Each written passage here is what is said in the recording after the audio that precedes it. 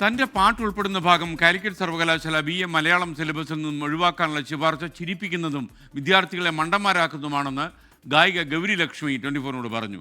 വേടന്റെ നിലപാടുകൾ പുതിയ തലമുറയുടെ കാഴ്ചപ്പാടുമായി സാമ്യമുള്ളതാണ്. അക്കാരണം കൊണ്ട് തന്നെയാണ് വേടനെ മാറ്റി നിർത്താൻ പലരും നിലപാട് സ്വീകരിക്കുന്നതെന്നും ഗൗരി ലക്ഷ്മി. ചിരിയാണ് വന്നത്. അവരുടെ ഇഷ്ടമാണ്, ഇൻക്ലൂഡ് ചെയ്യുക ഇല്ല എന്നൊക്കെ ഉള്ളത് ഓരോ ആ ഒരു ഹൂവർ സൂസൈഡിങ് അവരുടെ തീരുമാനമാണ്. പക്ഷേ ഈ മുന്നോട്ട് വെച്ചിരുന്ന കാരണങ്ങൾ കുറച്ച് കോമഡി ആയിട്ടുണ്ട്. ഒറിജിനൽ വേർഷനും റിക്രിയേറ്റഡ് വേർഷനും തമ്മിലുള്ള കമ്പാരിസണോ ഡിഫറൻസിനെ കുറിച്ചാണ് അവർ പഠിക്കുന്നത് പറയുന്നത്. അത് മനസ്സിലാക്കാനുള്ള ബുദ്ധി ഇല്ല എന്ന് പറയുന്നത് ഒരു കാരണമായിട്ട് പറയുമ്പോൾ അത് പിള്ളേരെ മണ്ടന്മാരാക്കുന്ന പോലത്തെ ഒരു വർത്തമാനമാണ്.